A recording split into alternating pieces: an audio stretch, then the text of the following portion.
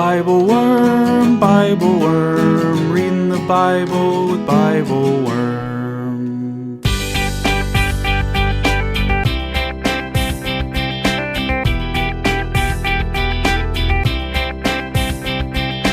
Welcome to Bible Worm, getting to the core of the biblical text. I'm Dr. Robert Williamson, professor of religious studies at Hendrix College and the founding pastor of Mercy Community Church in Little Rock. And I'm Dr. Amy Robertson, director of lifelong learning at Congregation Or Hadash in Sandy Springs, Georgia. We're here every week to discuss the biblical text, both as biblical scholars and as people of faith, one Jewish, one Christian. This week we're reading Acts 17, 16-34, the story of Paul's visit to the Greek Cultural Center of Athens. We marvel at the way Paul engages with the people of Athens, appreciating their history and culture, while also standing firm in his own beliefs. He admires Greek religiosity, quotes Greek poetry, and engages Greek philosophy. Yet he does not hesitate when it comes time to express his own contrary beliefs in judgment and resurrection. We wonder why it often seems so difficult for us to do the same, whether by failing to recognize the value of other belief systems or by faltering when it comes time to state the essential claims of our own. Paul makes it look so simple. We wonder if we can do the same. Thanks for joining us.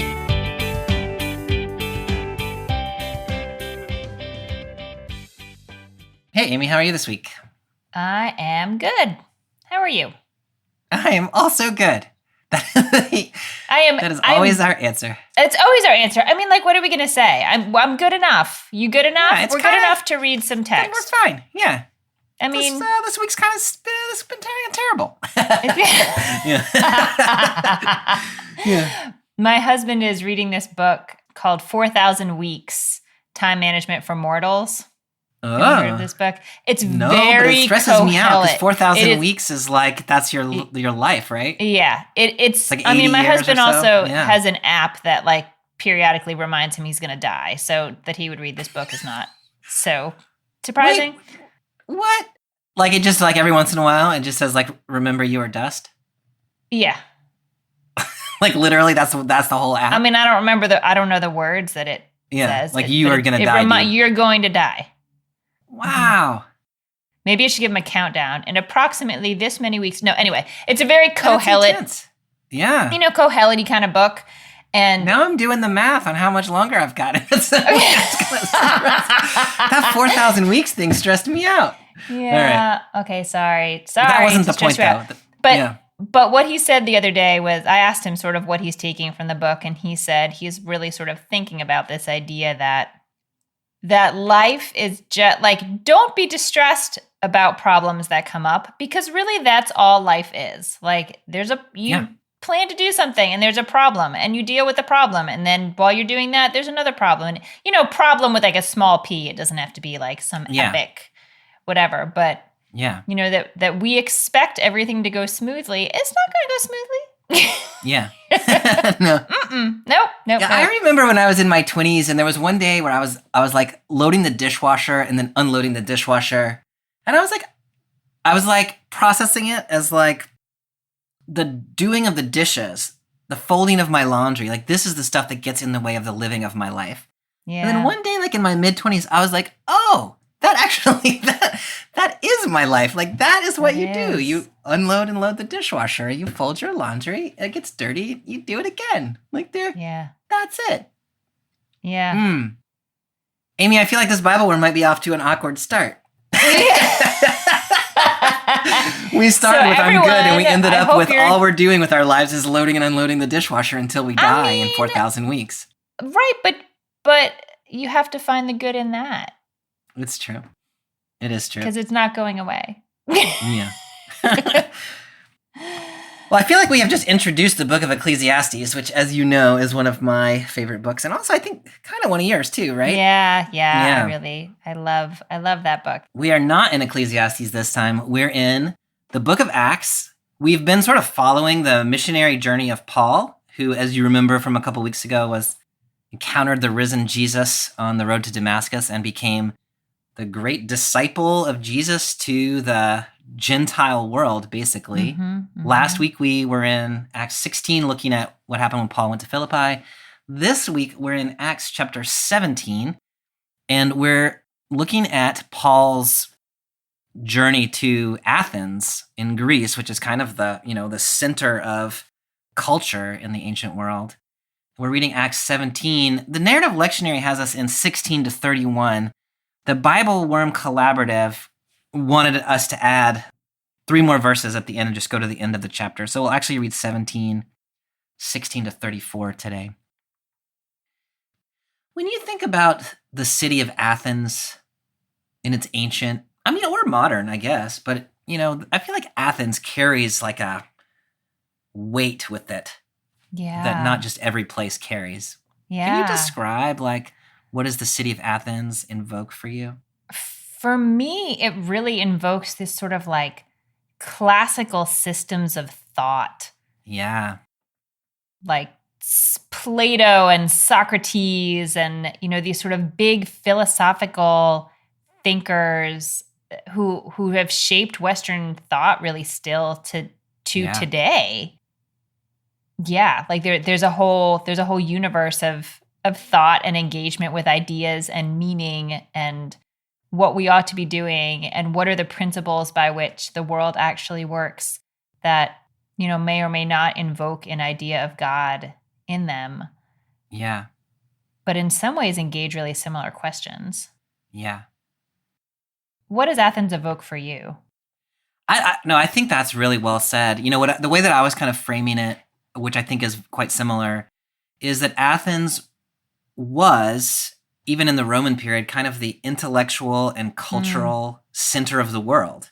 And, Roman culture comes along and the political capital moves to the city of Rome, but the cultural capital still kind of is in Athens. That Roman culture, as you well know, sort of took over and adapted Greek culture, but they are largely indistinguishable to the point that people often talk about Greco-Roman culture. Yeah. And Athens is the center of that, not the political center any longer, but still the cultural center and the intellectual center.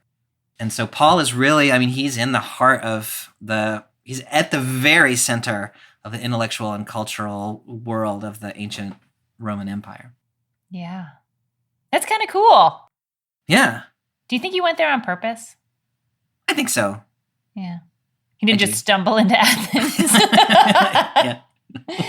Yeah. One does not simply walk into Athens. One does not simply walk. Okay, so let's see what happens when Paul gets to Athens. We're picking up in Acts chapter 17, verse 16, and I'm reading in the Common English Bible. Mm-hmm. While Paul waited for Silas and Timothy in Athens, he was deeply distressed to find that the city was flooded with idols. He began to interact with the Jews and Gentile God worshippers in the synagogue. He also addressed whoever happened to be in the marketplace each day. Certain Epicurean and Stoic philosophers engaged him in discussion too. Some said, "What an amateur, what's he trying to say?" Others remarked, "He seems to be a proclaimer of foreign gods." They said this because he was preaching the good news about Jesus and the resurrection. They took him into custody and brought him to the council on Mars Hill. "What is this new teaching? Can we learn what you were talking about? You've told us some strange things and we want to know what they mean." They said this because all Athenians, as well as the foreigners who live in Athens, used to spend their time doing nothing but talking about or listening to the newest thing. I'm so curious. I didn't actually go back and check the NRSV. Were there things about the CEB translation that stood out as curious? Really different. Yeah. The tone of the CEB translation is kind of funny to me, and I'm just wondering if that's actually the way it reads in the NRSV too. One thing that the sort of, the way that last part of the story is painted seems a little different in the NRSV. It doesn't say they took him into custody. It says they took him and they brought him to this place and they asked him, the same question. And then it says, now all the Athenians and the foreigners living there would spend their time in nothing but telling or hearing something new, which sounds a little bit less. Yours sounded I had a question when I read it. Is it something new? We're not afraid of new ideas and we're interested in thinking new thoughts. That sounds very positive. Or is it we're just kind of trendy and we want to, what's the latest thing and we're going to pay some superficial level of attention to it. In my translation, I feel like it's not totally clear. And in your translation, it sounds more like the latter. Yeah. Like it's a little bit pejorative about they're just wasting their time. Yeah. No, I definitely agree that the CEB reads that way. I actually think that's a fairly fair critique of, from the perspective of the ancient world. One of the things that we'll see, or we do see, is that oftentimes very old things were the most valued, right? Yes. And so you didn't want to say like, here's my new religion. You wanted, and we'll see Paul doing that, saying this thing that you think is new is actually very, very, very old.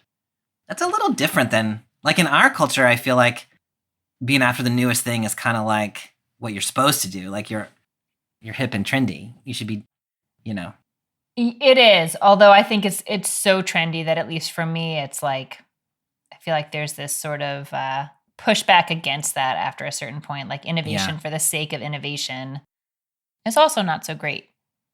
Yeah. Yeah. But how do we strike a place where we are curious? We walk through the world with curiosity and wonder about new things and want to think new thoughts and entertain new ideas without sort of being like, well, it's because you have the attention span of a flea, and if you have to think of something for more than a week, then it's not interesting anymore. I do think that's one of the interesting dynamics of this text in general, is this kind of interplay between the old and the new and curiosity, but also like some things we want to be curious about and open to, and some things we want to be curious about but sort of reject them. There's a lot of that going on in different ways in this text that we're reading. So let's keep some awareness of that as we go. Yeah. The first thing we get here is that Paul was distressed to find the city flooded with idols. Which, this is the Christian author of the book of Acts kind of making some judgments here. But what do you read, like, deeply distressed to find the city flooded with idols? Like, how do you imagine what Paul was thinking?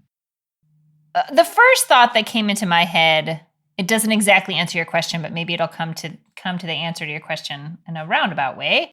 Whenever there are these sort of accusations against idolaters or idolatry in the biblical text, I wonder, I think I encountered somewhere along the way the idea that when outsiders see any kind of representation, physical representation of a deity, and someone treating that physical representation with honor, they think that the worshiper thinks the God is in the thing. Like the thing itself is God.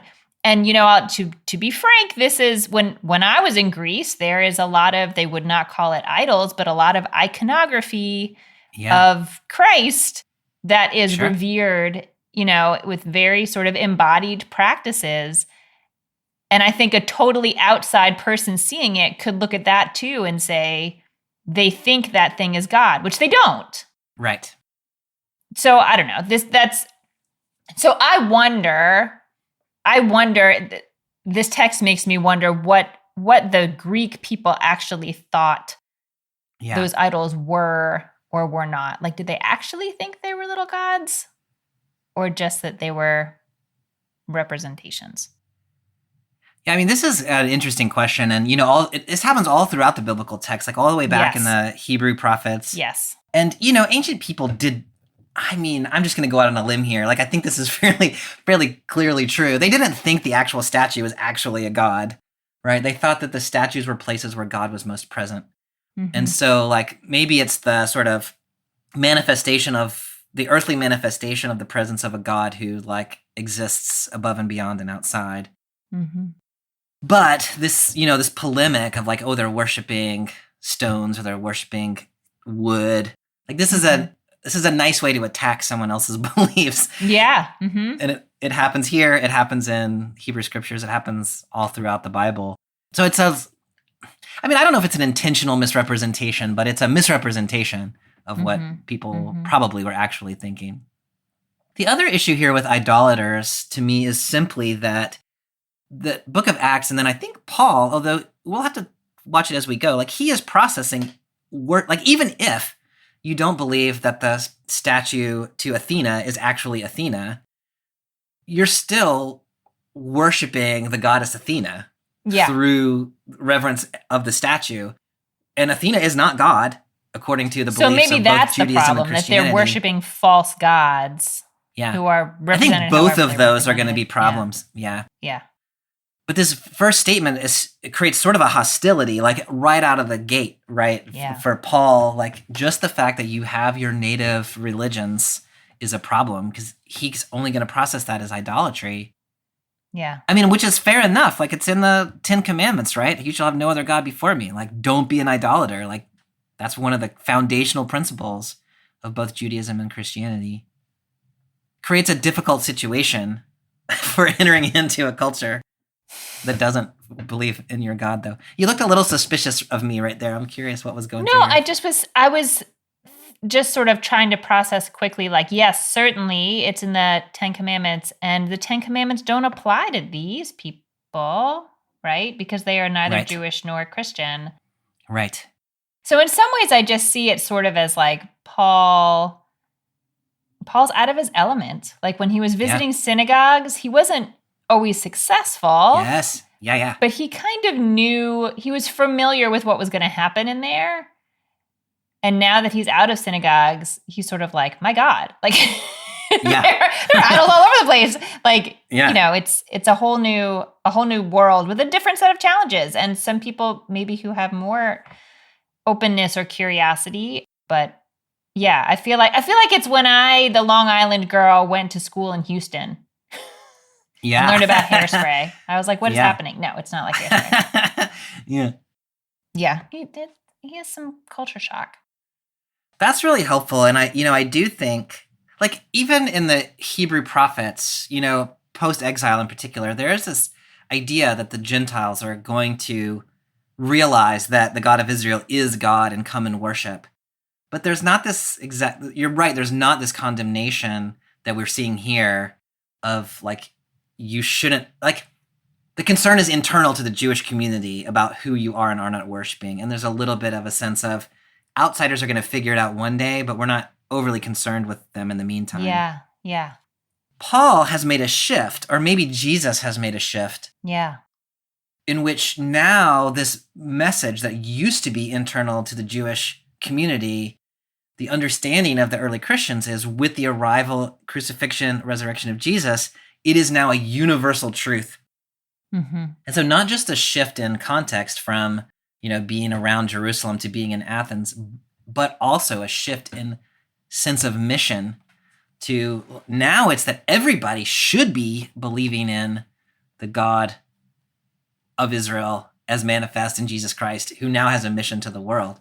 So he's trying to figure out his religion has changed in a dramatic way. No, I think that's exactly right. Yep. Now, he goes, as you were saying earlier, he goes to the synagogues and he talks to Jews and God worshipers or God-fearers, people who have not converted to Judaism but worship the God of Israel. And then also for the first time, I think we start to see, we get whoever happened to be in the marketplace, and then we get specifically in verse 18, Epicurean and Stoic philosophers. Yeah. So we went from sort of an internal conversation of a Jew among other Jews to, like, now we're engaging in Athens, Stoic and Epicurean philosophers. Like, he has hit the big time. Yeah, for sure. I love the line that he goes to the marketplace. Like, there is, I don't know, maybe it's actually from a similar time period. I'm not sure. But there was also, Torah was also read in the marketplace, with the idea being that you go to where the people are. Yeah. And so I love seeing that in here. But yeah, I imagine it's a very different crowd and a very different kind of conversation that you're having in synagogue versus in the marketplace with the local philosophers. Yeah, and, the Greek there is actually in the agora. And the agora is not, just simply a marketplace among marketplaces, but the agora is like the place in Athens where all the stuff happened. Yeah. So this is where philosophers are going around and debating things and where all the court cases are being tried. And, like, he is in the center of Athenian life right here. I think that's such an important point you just made, Bobby, because we think marketplace and I'm thinking, like, it's like the farmer's market. Like, there's a lot of people there. Right. Yeah. Like, it's like there's a lot of people there. And so you go there because there's a lot of people there and you can encounter a lot of people. But it wasn't just that. It was also the proverbial marketplace of ideas. It was Yes. where the big conversations happened. That's a really helpful tweak to the picture in my head. Yeah, that's exactly right. And this would have been where Socrates and Plato and Aristotle, a few centuries earlier, had been walking around with their students and proclaiming their philosophical systems, and we're doing something for real here. Is there anything we should know about Epicureans and Stoics? So I will tell you what I know about them, which is limited. What I know about Epicureans is that this is a philosophical school that taught that there were gods, but the gods played no real role in human affairs. There were gods doing their thing, there were humans doing their thing. Not super closely related. The Stoics, another philosophical school that taught that humans should use reason to live a virtuous life, sort of in accordance with nature. So not thinking about, sort of supernatural things, or, the way that in the Hebrew Bible, sometimes God explodes into nature and changes natural forces in a way that will get our attention, or change systems of power, or do whatever it's going to do. The Stoics didn't see the world that way. That's right. And I was wondering why talking about Ecclesiastes was relevant to today, but it turns out a lot of people think Ecclesiastes was influenced by Stoicism. And so if you've not read Stoic philosophy, but you have read Ecclesiastes, there's some connections there, particularly that last point you were making. For Stoics, there is a God, and that God is very much a part of things, but that God is not this sort of interactive, sea parting God. It's just that God is sort of almost like fate that makes things happen. And so this idea that we'll see in a little bit, that we live our life in God, is very comfortable in a Stoic framework. But it's not a personalized God in the way that God is personal in both Judaism and Christianity. Mm-hmm. So it's interesting in this sort of these two philosophical schools, which are dominant schools in this time period, and now Paul's engaging them. They have different kind of agendae. Mm-hmm. They have different kind of agendas when it comes to engaging with Paul and thinking about what is Paul saying relative to what we think. So it's kind of interesting. It's not simply Greek and Paul. It's yeah. No, I love that. And I I said before, it's some kind of culture shock for Paul, probably being outside the world of the synagogue and the diaspora. But it's multiple culture shocks. Yeah. right. And I love that this text gives us a little bit of that nuance. I think that's always true. It's never that there's just one set of beliefs in a people that you're encountering. But when you encounter them for the first time, it's easy to, generalize everybody. This is probably not the most important thing we will talk about today, but one of my favorite things is in verse 18, when the philosophers encounter him, they say, "What an amateur. What's he trying to say?" The Greek word there is spermologos, which literally means a seed picker. And it's a way of talking about picking up information like a bird picks up seeds. It's I don't know, we might call it a dilettante or something like that. Somebody who gets little bits of things and then tries to make something out of them. But or the phrase seed picker reminds me of, growing up in the South, we talk about, or sometimes we are talked about as hay seeds. Oh, what a hayseed, which is somebody who doesn't have any idea what they're talking about. There's something about that sort of way of referring to Paul as a seed picker that I just find really kind of amusing. They are not being kind to him in that moment right there. I love that. I had not heard hayseed before. Oh, yeah, really? in the NRSV, he's called a babbler. Yeah. And I was thinking a dabbler, someone who just sort of picks little bits here and there. And it had me thinking about sort of in what areas of life are people accused of those things now? And they certainly are, just lifting a little tiny bit from one religious tradition or another and creating some kind of mishmash of things. We still tease people who do that. Yeah. Oh yeah, for sure. Absolutely. I tease people all the time. No, I'm just kidding. Probably it's actually the other way around. I am often teased for being a seed picker. So there seem to be two concerns that they express with Paul. One is that he's an amateur seed picker, and the other is that he's proclaiming foreign gods. Mm-hmm. So that's interesting. So Paul is concerned about them because they're interested in foreign gods, but they're also concerned about him because he seems to represent a foreign god. So there's this sort of mutual suspicion, which I think is kind of important. There's a note in my study Bible, the Jewish Annotated New Testament, that the word that's used for resurrection, anastasis, Yeah. the bystanders take to be the name of a deity. Yeah. I think the most interesting thing to me in that sort of observation is just that they're in this first encounter of ideas between the two of them, they really are just kind of misunderstanding each other all over the place. Yeah. Like Paul probably doesn't quite understand what's happening with the idols. They don't even understand exactly what he's saying. Like they're a little talking past each other. To their credit, and on that point, what they then do is say, we want to learn more about this. Yeah. So they take him, in the CEB, it's called Mars Hill, sometimes called Ares Hill, sometimes called the Areopagus. It's kind of stone outcrop near the Acropolis where people went to sort of talk about ideas. So they take him there and they said, tell us about your stuff. Like, do you read them as sincere here? Like, why do you think they take Paul to the Areopagus and say, can we learn what you're talking about? I mean, maybe I'm being naive, but I do read it as sincere.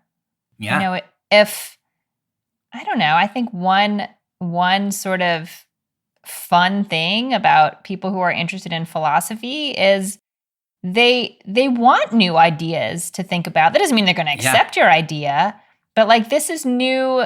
You're like feeding them, you know, and they can sort of work through your idea and see how it fits with their idea. Like this is what they do. Yeah.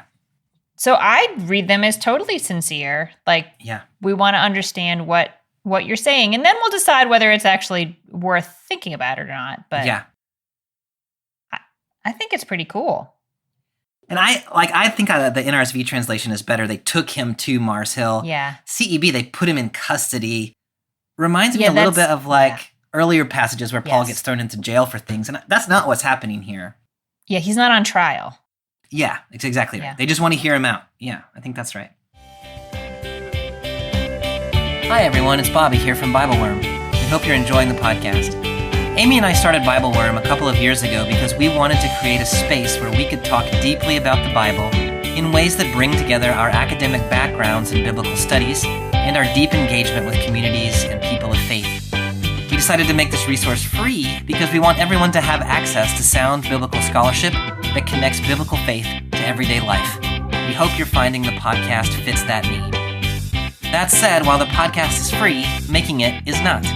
Amy and I and the rest of Team Bible Worm spend a lot of time and energy studying, recording, and editing the podcast to make it freely available to the public. If you enjoyed the podcast, and if you find yourself in a position to support our work, we hope that you will consider becoming a Bible Worm supporter for as little as $4 per month. For a bit more, you can also get early access to episodes, weekly liturgies, video Bible studies, join a monthly discussion group, and more. We realize not everyone is in a position to support the podcast, but if you appreciate our work and want to support us, we hope you'll check out our Patreon at patreon.com/BibleWormPodcast for more details. Thanks so much for listening, and now back to this week's podcast. Okay, so let's see what Paul says when he gets his chance to speak. Picking up in verse 22.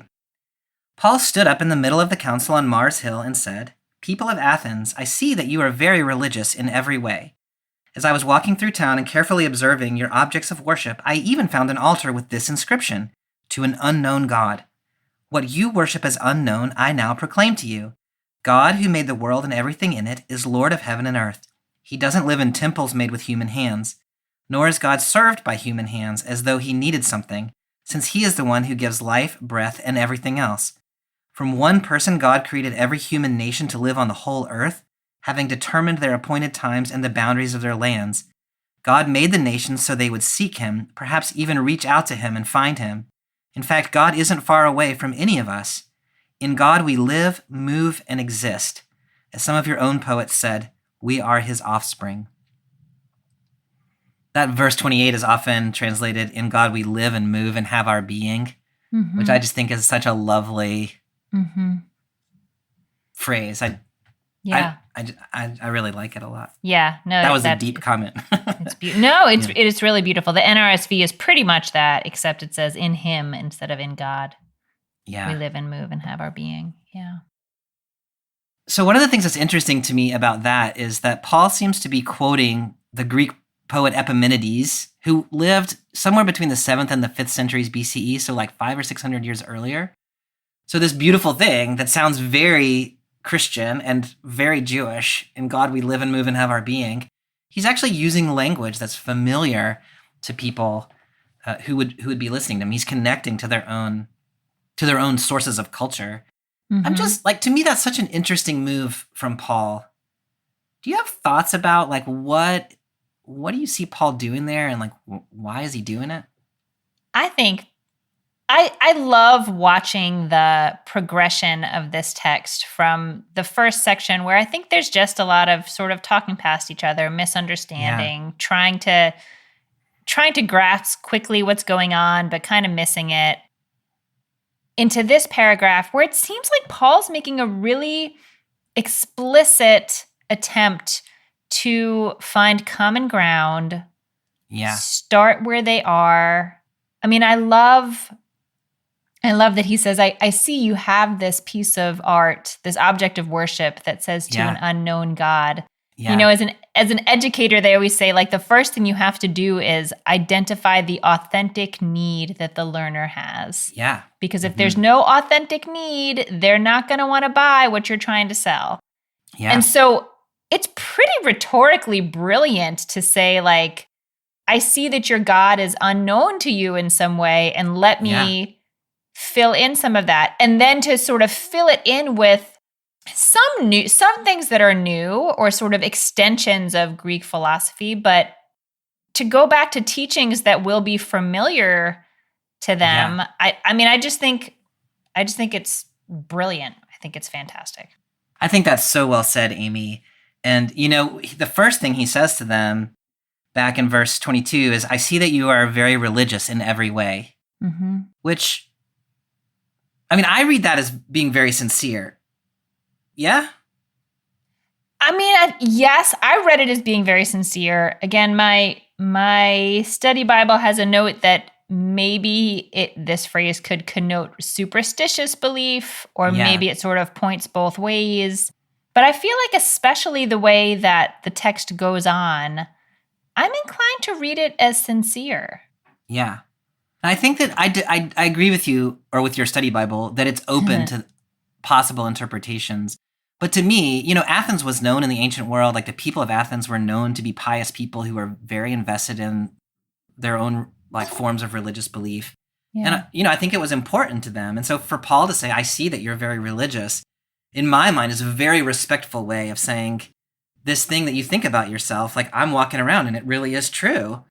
And this reputation that you have of being religious, like, I am fully on board with that. Like, I want to say flattery, but that's not exactly what I mean. Like, what you started is right. He's connecting with them where they are. And he is saying, I see this about you, and I value this about you.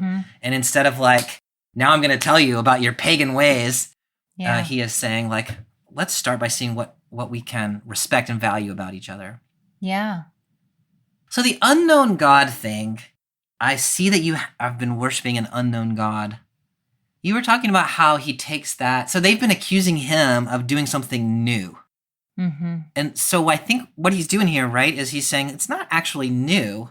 It's just like, here you're already worshiping this God. You just have not fully understood. So what I'm going to do is fill in the background of this thing that you already hold to be true. And so he's taken this little opening of one statue in the city of statues that says an unknown God. And what he's about to do is say, like, that one unknown God, in fact, is the God of the universe, the only God who matters. Yeah. And so in some way, he's going to end up trying to supplant everything else. Supplant might be a wrong word, I don't know. But he does it by way of connecting with something that's already there. How do you read, like, I don't even quite know what my question is, but like, he finds an opening, which I think we both really admire, and then he's trying to like expand that opening as much as possible. I mean, like, I don't know if this is part of your question. Like, is it manipulative or is it rhetorically smart? And I mean, like, it just kind of depends what day of the week it is or how you squint your eyes.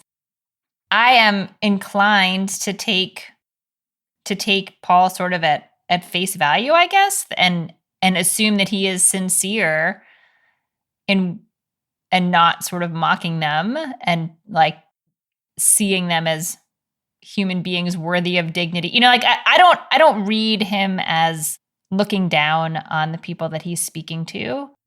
Yeah. Once he sort of gets over his surprise that like, yeah, you're not in Kansas anymore. Like people have idols, people, like welcome to the big wide world, Paul. Is it a little chutzpahdik to say like, I'm going to explain to you something about this God you've been worshiping that you haven't known before? Yeah, I guess so. Yeah. But I don't know. I don't read it as a negative thing. One of the things that I've learned from you along the way is, this is in essence, this is an interfaith dialogue that Paul is having here. He is engaging with people who do not know, understand, or share his religious beliefs. And you talk about your teacher, John Levinson, who, as I recall you saying, his point was to have a true interfaith dialogue, you need to be respectful of other people's belief systems and own yours and not try to pretend like you don't believe. If everybody comes in just authentically saying, I respect you and I'm interested in you, but here's my belief system, that's the way interfaith dialogue is going to be productive. Is that close to what Levinson says? Yeah. That's at least how it lives in my mind. Yeah. Yeah. That if you sort of like tiptoe around differences and try to make it out as though you have no differences and we're all just friends here and basically have the same belief, like that's not really interfaith dialogue. And if you think the other person's dumb, they'll be able to tell. Like, like. Yeah. As soon as you say there's no value in anything you believe, like now we're in a combative situation and we're never going to get anywhere. Right.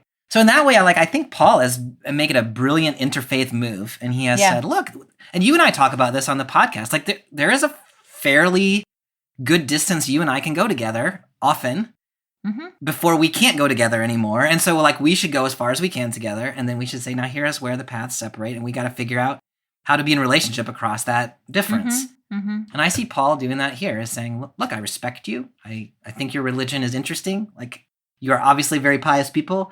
Here's a God that you worship. And I interpret that God as being the same as this God that I worship. So here's a point of connection. And now I'm going to expand that. And here's where we separate. Although I don't know, because he continues, Paul does, to make connections back. Like the idea that God created the world and everything in it, like that is perfectly fine within most Greek religious I was going to say he's found these ideas that are both Greek and Jewish broadly speaking, at this point in history. Yeah, he has found the pieces of like real common ground and he is going to build on shared common ground, and then the people will take what they take from it, but I think he's not saying throw out your system. I think that's exactly right. And I also think he's making some claims, like he's creating a little bit of a distinction here in some of the things that he says. I mean, first of all, just by saying this one whom you worship as an unknown God is in fact the God. Like, so you recognize this God, but you didn't quite get it. Like, so he's making a distinction there, clearly. This idea that God is not worshipped in temples and with human hands as though God needs something. Like, I think it depends. Like, I think some Greeks would say, yeah, that's exactly right. Like I think your Stoic philosophers would be on board. People who, are worshiping the Greek pantheon in the temple, they might think like, wait, hang on a second, I don't believe that. But so he's engaging sort of in this realm of ideas that is already a conversation going on internal to Greek religious and philosophical thought. He's kind of staking some claims. Is that how you read that?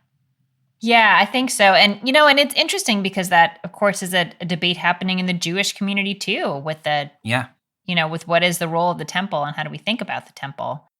Yeah.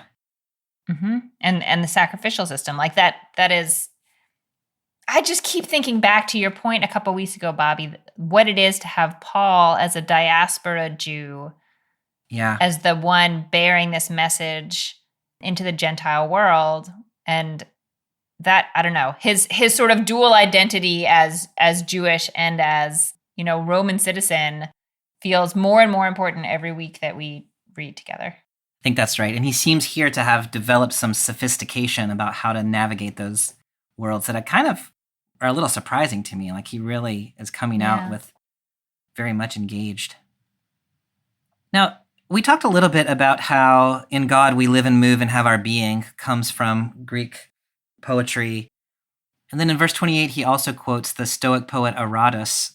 This line, we are his offspring. Yep. Most scholars think he's actually quoting Aratus's Phenomena, which I'm not a classicist, and so I had not heard of the Phenomena, but according to Carl Holliday, whose commentary I use sometimes, he said it's like he ranks it as number 3 on the, the Amazon bestsellers list of ancient Greece or whatever, like the Iliad, the Odyssey, and then the Phenomena. And so Paul has taken something that's in the culture, and he has used it as a way of referring to this belief system that he has. Brilliant.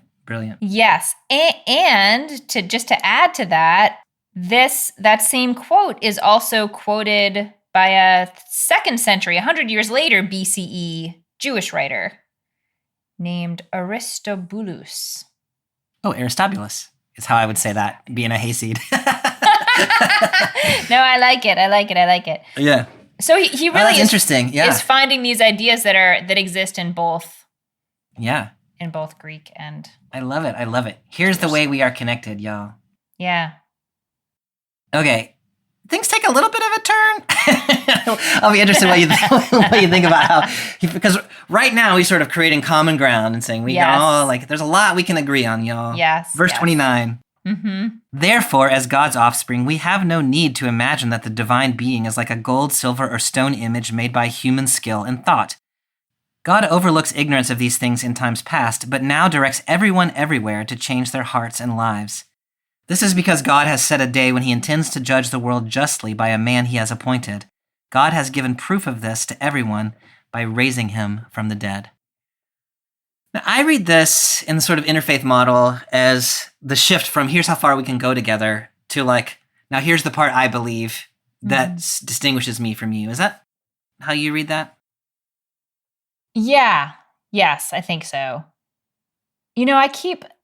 It's been interesting to sort of to admire what Paul is doing so far and to sort of understand what his mission is in going to this community. And again, try to take him seriously in his faith, that he genuinely believes you folks are going to suffer terribly if you don't convert. Yeah. And that's a harsh, it's a harsh turn. I mean, my first thought is experiencing folks out in the real world, evangelical Christians who are trying to convert Jews, that sort of fear, it's experienced as a fear tactic. Oh yeah, we're great friends here, but actually you're going to suffer terribly if you don't do what I told you. So there's a sense of a power shift sort of, instead of an exchange of ideas, but it might be that that's just unavoidable in this kind of interfaith conversation because if that is truly what Paul believes, he can't not tell them that. Yeah. I don't know. And then I was trying to think of parallel things that are totally outside the world of religion, the environmental crisis. Do we not tell people what's happening because it will scare them and they'll feel manipulated and feel like it's fear tactics and whatever? Yeah. But if we genuinely believe it's true, is there an obligation to say what is true, even though it will create a fear response or some kind of pushback against a fear response? Yeah. That was just a jumble of thoughts that I just... Bleh. No, I really appreciate that. And, I was trying to think in that environmental crisis model of, you can establish lots of common ground about we all love the earth. We think mountains and oceans and rivers are beautiful. We all care about the future and our children, and we want them to have a wonderful place to live. That's how far we can go together. And now, if I'm a climate scientist, I'm going to say, but look, y'all, if you really care about this. Yeah. And, if you never say that part, I think that's exactly right. If you never say that part, like that's the most important part Right. in the current moment. That's really helpful, Amy. And for Paul, this is the most important part. Like there's a lot Paul can respect about the Greek belief system, both religious and philosophical. But the thing that matters to Paul is there is a judgment that is coming. It is coming through Jesus. And that's going to matter for you, Yeah. So I don't quite know what to do with that. But I think it's exactly right. And I respect Paul here because he has gone as far as he can go and he's built common ground. And then he's just said, look, here's what I believe. That's different than what you believe. And he's not afraid of upsetting people. Mm-hmm. He's just saying what he believes to be true. Can I ask a remedial question? Sure, you can. It's pretty remedial. Okay, so where did we get the part about the day when the world is going to be judged? Like that, if that was in the gospel, it wasn't like front loaded. Yeah, it's interesting, Amy, because we're reading Acts as a follow-up to the Gospel of John, when in fact Acts is a follow-up to the Gospel of Luke. And so John, we talked about all the way through, like at various points along the way, having a realized eschatology, which basically means that once Jesus shows up, the end time, the kingdom has been initiated, and it's going to come into fulfillment. The Synoptic Gospels have a future eschatology, which is more familiar in most Jewish apocalyptic traditions, that there is going to be this sort of cataclysmic end to history where God's going to come crashing back in and separate out the righteous from the wicked. Mm-hmm. And Luke Acts leans more in that direction than the Gospel of John did. That does seem like that would press pretty hard against those like Epicurean and Stoic worldviews. It's interesting because Paul, up until right then, has everything he has said has pretty much been agreeable to somebody else. Yes. So when he says, we don't need to worship God, in temples with gold, silver, stone, like Epicureans and Stoics would have said, We say, that's right. on. Mm-hmm. When we say we live and move and exist in God, like right on. Even when you say, not resurrection of the dead, but when you talk about a life after death, Epicureans didn't really believe in a life after death, but Stoics, by and large, had a belief in the immortality of the soul. They would not have believed in resurrection, which we'll talk about in a minute, but they're not immediately opposed to the idea that humans live on after they die. So everything, there's two things that Paul has really said here. One is judgment, and the judgment is going to become by somebody who was resurrected from the dead. So the difference between, somebody whose immortal soul lives on past death and someone who in fact died and was bodily resurrected, those two things are really what is separating Paul. Interestingly, both of those two things are comfortable in certain forms of Jewish belief in this time period, which had an apocalyptic belief, that God is coming crashing in. There's going to be a judgment of the living and the dead. There's going to be a general resurrection. So from a Jewish perspective, it's the singularity of Jesus there, or at least from an ancient Jewish perspective. Yep. From the Greek perspective, it's this idea of judgment. So he's gone pretty far, but then he's given them these two scandalous things, judgment and resurrection from the dead. I just think it's fascinating to look overall at how Paul moves through this encounter with them. Yeah. And so he has to end with that stuff, or he has to get that stuff in there. There's no way that he can really, sugarcoat that to make it go down easily with the philosophies that he thinks are present in the community already. So he just puts them out there. Now, the transition to me comes in verse 30. In the CEB, God overlooks ignorance of these things in time past. How does the NRSV translate that? While God has overlooked the times of human ignorance, now he commands all people. Yeah. So the difference that I'm noticing there is just the verb tense, overlooks versus overlooked. That seems important. Can you talk a little bit about in what way it seems important? Well, it seems like what he's saying is like, look, we have all these common, all these things in common, and we do have this thing that is a difference. Up to now, God has overlooked that difference, and so that's why there haven't been any consequences for this before. Yeah. But something different has happened. Yeah. Jesus has come, and something even more different is about to happen. Like something has changed, and so for me, having a verb shift in tense there would help demarcate. Yeah. What was true and what is now true. In Greek, it's an aorist participle, which suggests like completed action, but it's sort of in the present moment. Uh-huh. So I think the way that has been overlooking. Yeah. Or something. Like the way that I read it is God continues even now to overlook your past ignorance. So it's not that God now suddenly cares that you were ignorant yesterday. Greek is so crazy. It's amazing. Yeah. I love Hebrew because it's just like, here's ancient Hebrew especially, like, let me just sort of paint you like I'm going to like approximate, right. And this is either something finished or not finished. Yeah, you can sort of make your way. Yeah. Right. So to me, the juxtaposition or the interplay between NRSV and CEB is really interesting because like what I think the Greek is after is God continues even today to overlook your ignorance from yesterday. So it's not that now God cares that you were ignorant yesterday. God still doesn't care that you're ignorant yesterday. But God cares that if you're ignorant now. And so like from here on, what you do matters. From here past, what you do, whatever it was, that's fine.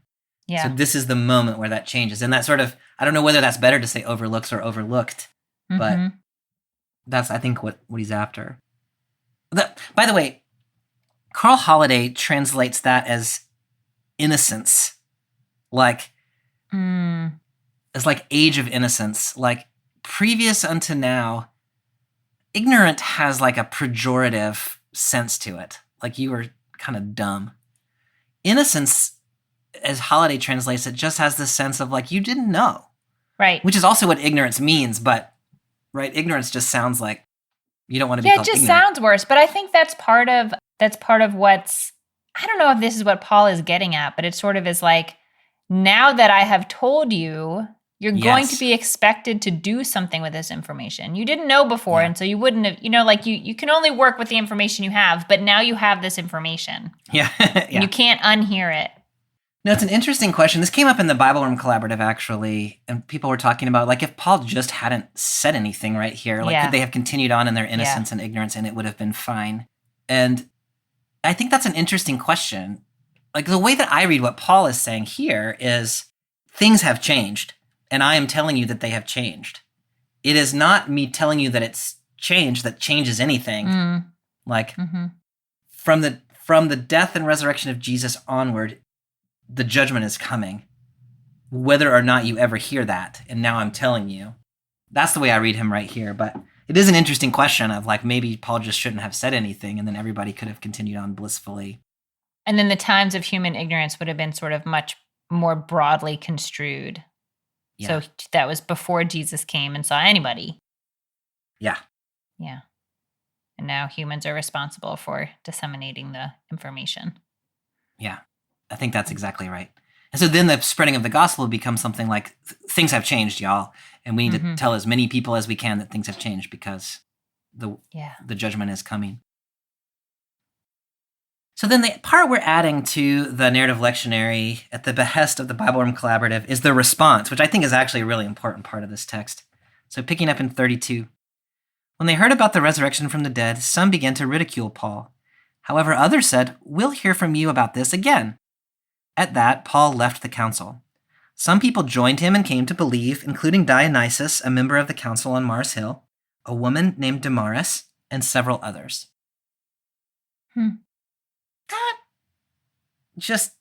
I thought we were building to something more dramatic than that.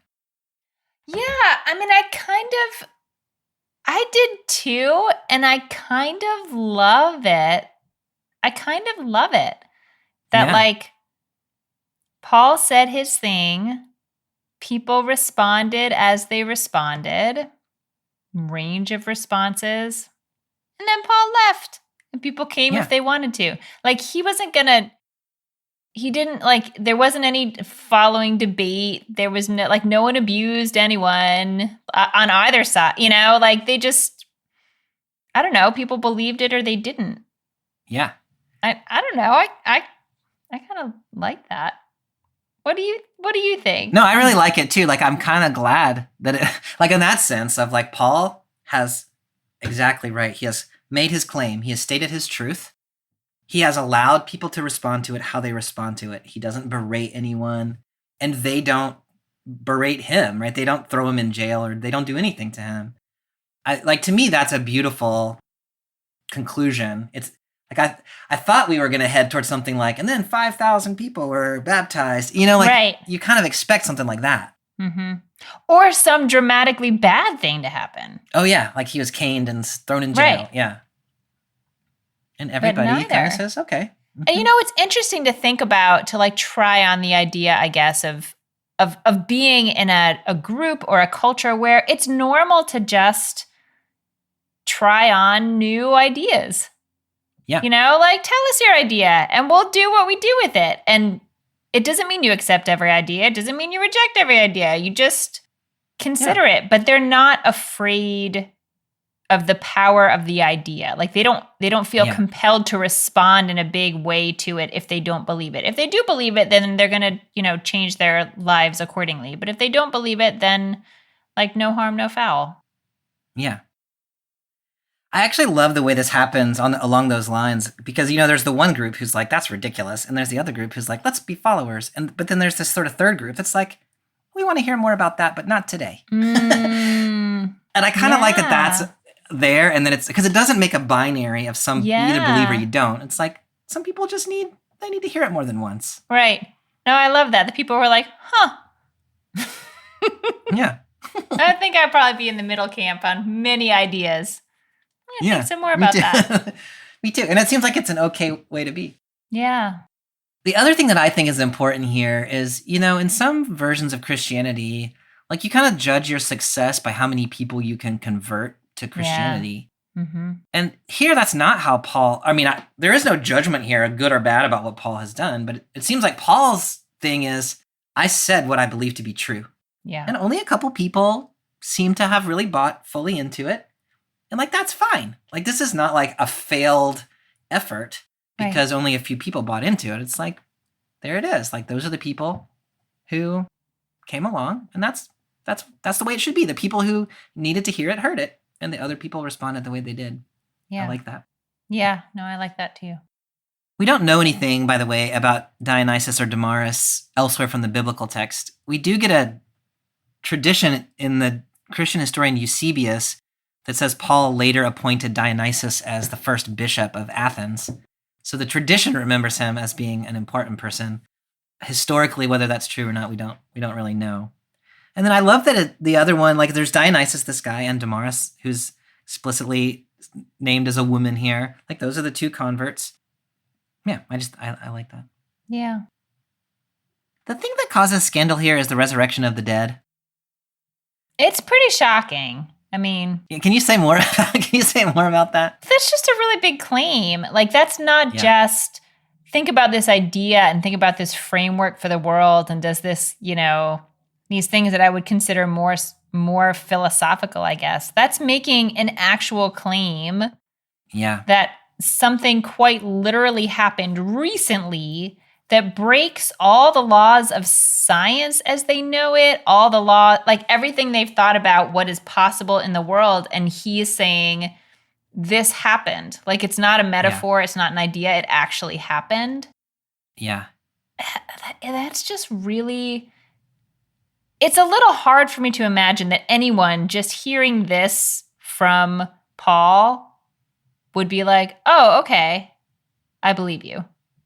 I mean, I guess a couple people do, but I don't know how someone convinces someone of that, like, moment in history, like that kind of physical reality thing when it seems so counter to anything they've experienced. or No, I heard think that's about exactly or right. anything. Yeah. One of the things that's interesting to me is that some of the people in this crowd, as I was saying earlier, would have believed in the immortality of the soul. So this idea that something about us continues on after we die, and that it's this sort of like soul essence or some sort of spiritual is not exactly what I mean, but I don't have a better word for it right now. Some sort of spiritual reality that's disconnected from the body is going to continue on. Like that would have been okay in a Greek framework for many people. Yeah. The resurrection of the dead adds a whole other layer to it. And, the word that's used there, of the dead, is nekros, which can just mean a corpse or like a dead body. And so I think it's the physicality of the thing that is a scandal for some people. So not that there is life after death, like we're okay with that, but that there is like bodily life or like corpses can become part of the world to come or whatever.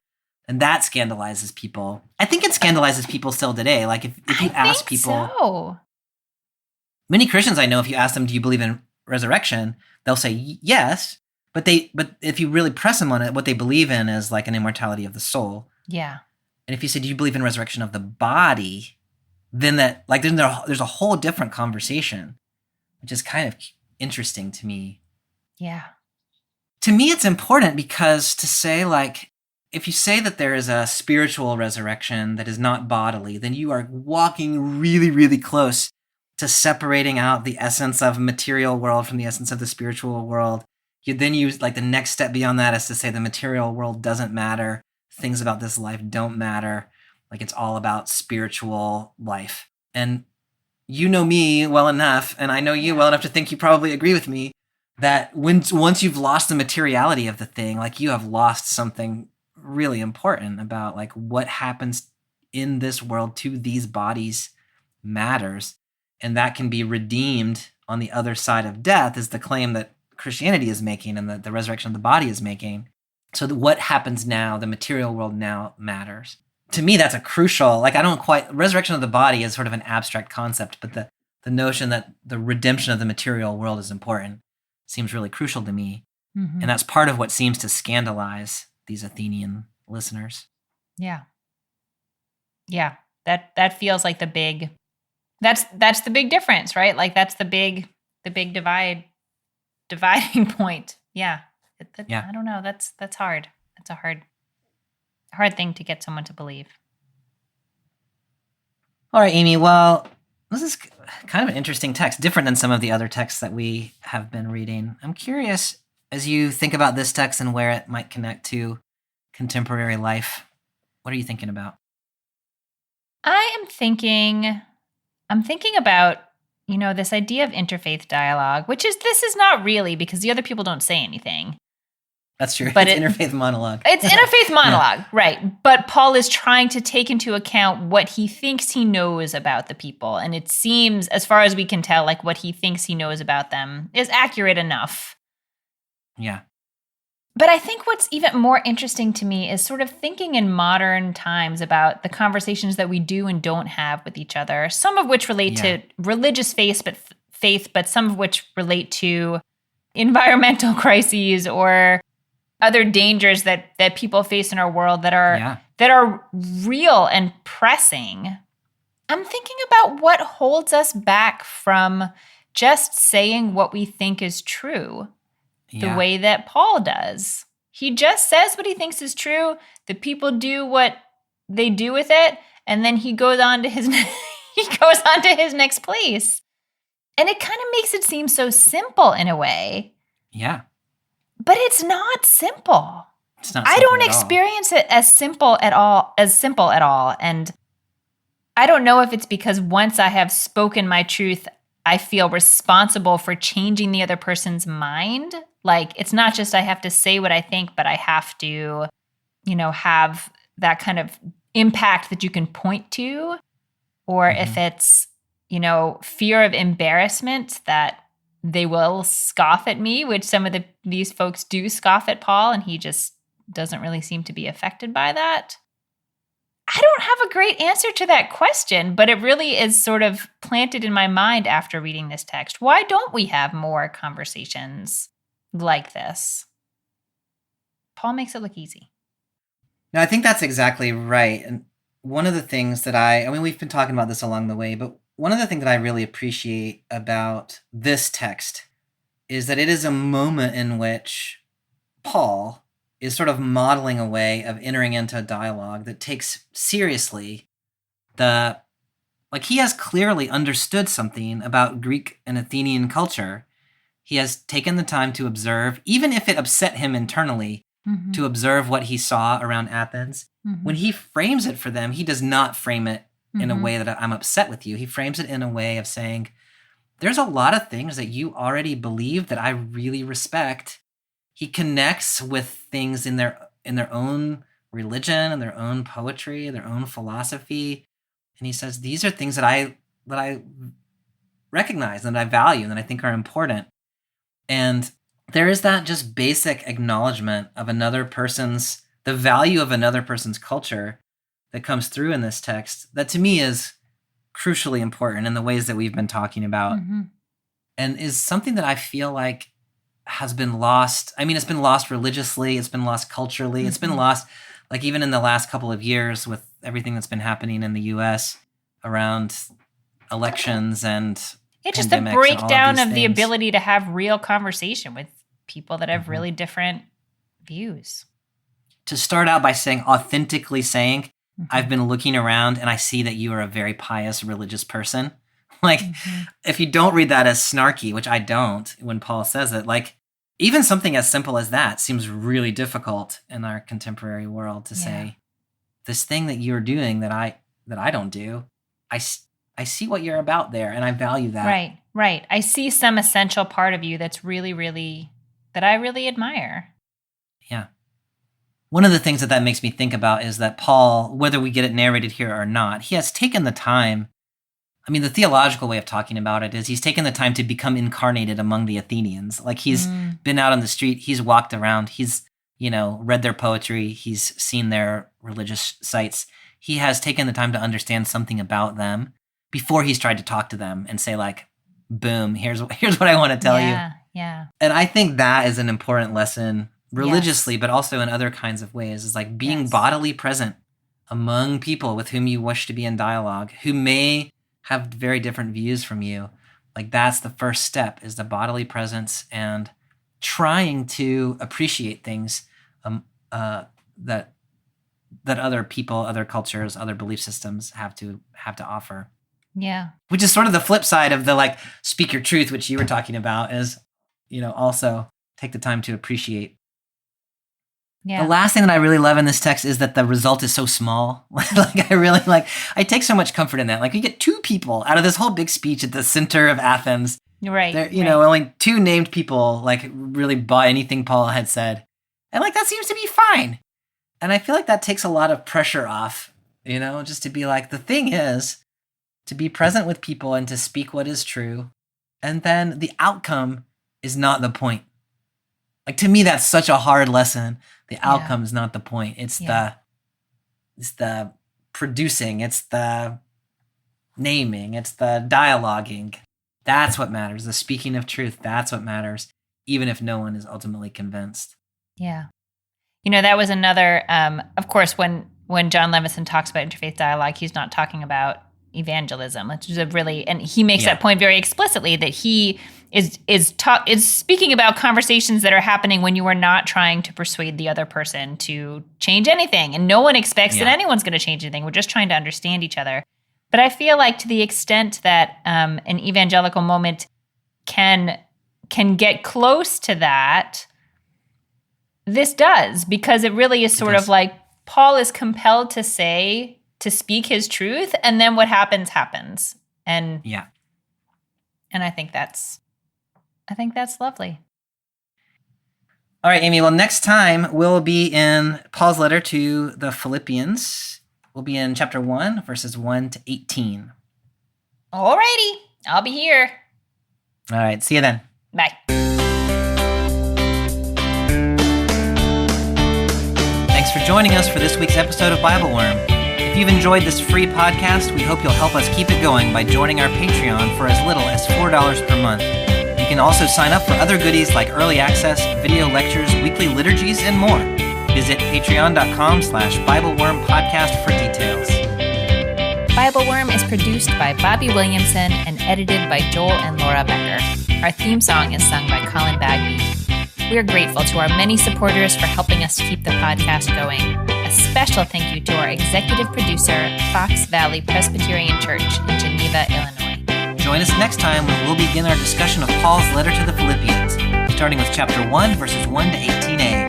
Until then, keep on digging.